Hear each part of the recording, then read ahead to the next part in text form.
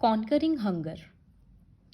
Conquer मतलब जीत हासिल करना, तो हंगर के ऊपर जीत हासिल करना है, भूख मिटाना है, ये चैप्टर का मॉरल है या चैप्टर का एम है। So children, are we all ready to take the bus? Ritu ma'am asked the whole class. Ritu ma'am class से पूछ रही है कि क्या सब रेडी हैं बस लेने के लिए। Class 4 was all pepped up for a visit to the zoo on the day before the winter break started. तो विंटर वेकेशन स्टार्ट होने के पहले वो लोग जू का एक ट्रिप लगाने वाले थे, उसी के लिए सारे बच्चे एक्साइटेड थे। Children were so excited that some of them even left their water bottles on the desk. The class teacher Ritu ma'am again asked the class to go through their checklist before they finally started on off the trip. तो मतलब बच्चे अपना सामान भी desk पे अपना भूल जा रहे हैं, क्योंकि वो लोग बस में बैठने के लिए इतने एक्साइटेड हैं कि वाओ बस में बैठेंगे और जू देखेंगे, जू जाएंगे। तो फिर टीचर बोली कि एक बार चेक कर लो सारा सामान जो लिस्ट में है वो तुम लोग कैरी कर लियो ना। Now everyone boarded the bus, सब लोग बस में चढ़े और चीयरफुली हैप्पीली वो लोग जर्नी अपना स्टार्ट किए। कोई डांस कर रहा है, कोई गा रहा है। The bus driver stopped and parked the vehicle on one side of the zoo gate. वो लोग जू पहुंचे और उनका बस साइड में पार्क हुआ। The teacher instructed everyone to form a queue. Queue मतलब लाइन।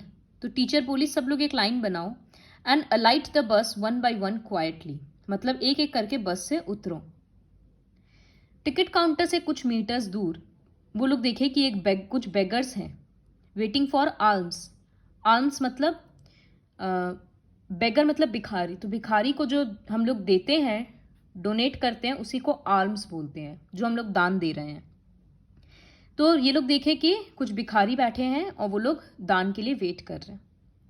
उनमें से एक मम्मी भी थी, एक मदर थी जो अपने बच्चे को अपने हाथ में ले रखी थी। रितु मैम का ध्यान उसकी तरफ गया।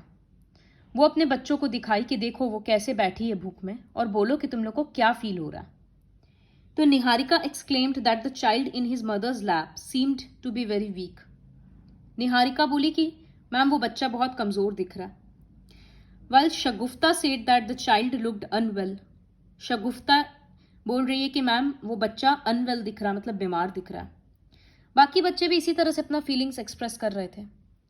तो रितु मैम बोली उस बच्चे के आंख में तुम लोग हंगर देखो, भूख देखो, और वो भूख से ही इस तरह से फ्रेल है और इल है। फ्रेल मतलब कमजोर दिख रहा है और बीमार है। सब बच्चे अग्री किए कि हाँ यही बात है। The whole class agree to this observation unanimously मतलब एक साथ। Each one of them contributed some portion of food from their lunch boxes to feed them well that day. हर बच्चा अपना टिफिन में से कुछ हिस्सा उन बच्चों को मतलब उन भिखारियों को दिया ताकि वो लोग अच्छे से खाएं। Everyone under Ritu ma'am's supervision headed towards the zoo and spent the day watching wild animals and playing in the garden. तो अपनी टीचर के अंडर में वो लोग पूरा जू घूमे, वाइल्ड एनिमल्स देखे, गार्डन में खेले। अब घर जाने का टाइम वापस आ गया, तो टीचर बोली सब वापस बस में बैठो। Inside the bus before dispersal Ritu ma'am एक अनाउंसमेंट की।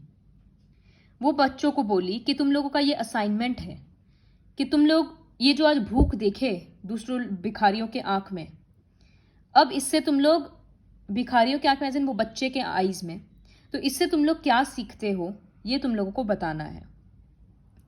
विंटर वेकेशन के बाद along with their usual chapters वो लोग अपना ये वाला असाइनमेंट सबमिट किया। नेक्स्ट डे ग्रुप में डिस्कशन भी हुआ, क्लास में ग्रुप डिस्कशन। रितु मैम बहुत सारे एग्जाम्पल्स दी कि किस तरह से भूख की वजह से इंसान का डेथ होता है। बंगाल में एक फेमिन आया था। तो what is famine? This is a new term for you. Famine मतलब क्या होता है कि कभी कभी क्रॉप्स खराब हो जाता है, पूरा क्रॉप्स खराब हो जाता है, जिसकी वजह से सब लोग भूखे रहते हैं। और भूख से कितने लोगों का तबीयत खराब होता है, कितने लोग तो मर भी जाते हैं। तो उसी सिचुएशन को फेमिन बोलते हैं। किसी कारण से भी हो सकता है, जैसे कोई क्रॉप में कोई डिजीज हो गया, कोई इंसेक्ट आया पूरे क्रॉप को, मतलब ग्रुप ऑफ इंसेक्ट्स है पूरे क्रॉप को, पूरे फील्ड को खराब कर दिया। इस तरह से अगर बहुत ज़्यादा क्वांटिटी में क्रॉप्स खराब होता है तो खाना का कमी हो जाता है, जिसकी वजह से लोगों को प्रॉब्लम होने लगता है। तो जब इंडिया ब्रिटिशर्स के अंडर में था तब बंगाल में एक फेमिन आया था in the year 1943।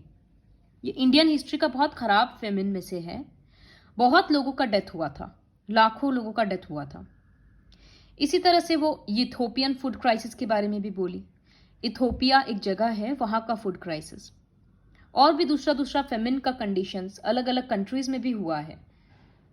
Even today in our country many lives are lost due to hunger and poverty. आज भी इंडिया में कितने लोग का जान जाता है सिर्फ भूख की वजह से। तो क्लास में सब डिस्कस करने लगे इस बारे में, और ईच वन गेव रेमेडीज, मतलब सोल्यूशन दे रहे थे कि इस इशू को हम लोग कैसे सॉल्व कर सकते हैं, टैकल कर सकते हैं।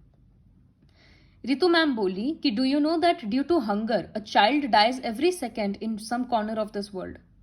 मतलब इस वर्ल्ड में हर एक सेकेंड में एक बच्चा मरता है भूख की वजह से। बच्चे शॉक्ड हो गए ये बात सुनकर। इसीलिए मैम बोली कि हम लोगों को कभी भी फूड को वेस्ट नहीं करना चाहिए। आज हम लोग अपने प्लेट में खाना लेते हैं और कितना इजीली उसको जूठा छोड़ देते हैं। कभी ये नहीं सोचते हैं कि ऐसा कितना जन है जिसको इतना सा भी खाना नसीब नहीं है। तो ये सोचना चाहिए हम लोगों को हमेशा खाना फेंकते वक्त कि वी आर ग्रेटफुल कि भगवान हम लोगों को खाना दे रहा है। कभी भी हम लोगों को फूड वेस्ट नहीं करना चाहिए। ऐसा बहुत सारा ऑर्गेनाइजेशंस वगैरह है, कंपनीज है, जो फोन करने पे खाना, जैसे पार्टीज में खाना बहुत वेस्ट होता है, तो किसी पार्टी के बाद अगर खाना बच गया, उस नंबर पे कॉल करेंगे तो उसके मेंबर्स आकर खाना ले जाएंगे और दूसरे जगह पर डिस्ट्रीब्यूट कर देंगे। तो रितु मैम बच्चों को उसी तरह का फोन नंबर्स वगैरह दी और समझाई कि किस तरह से एक्सेस फूड को हम लोगों को नीडी पीपल में डिस्ट्रीब्यूट करना चाहिए। पूरा क्लास एक प्लेज लिया, मतलब वो लोग रिजॉल्व किया, कसम खाया कि हम लोग अब से खाना नहीं बर्बाद करेंगे। और वो लोग एक कैंपेन भी स्टार्ट किया कि हम लोग अवेयरनेस भी क्रिएट करेंगे कि ये कितना सीरियस इशू है। पोस्टर्स बनाएंगे, अपने घर में समझाएंगे सबको इस तरह से। We must be grateful to God for the food we get and we must ensure that no one remains hungry. Thankful होना चाहिए हम लोगों को, भगवान को बोलना चाहिए थैंक यू कि आप हम लोगों को खाना दिए।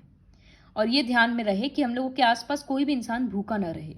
अगर कोई भिखारी को देख रहे हैं तो 10 रुपया देने के बदले उसको मार्केट से हम लोग सामान खरीद के दे सकते हैं, एक ब्रेड का पैकेट ही खरीद के दे सकते हैं। तो ये कोशिश हमेशा हम लोगों को करते रहना चाहिए। इसी तरह से हम लोग हंगर अपने सराउंडिंग से मिटा सकते हैं।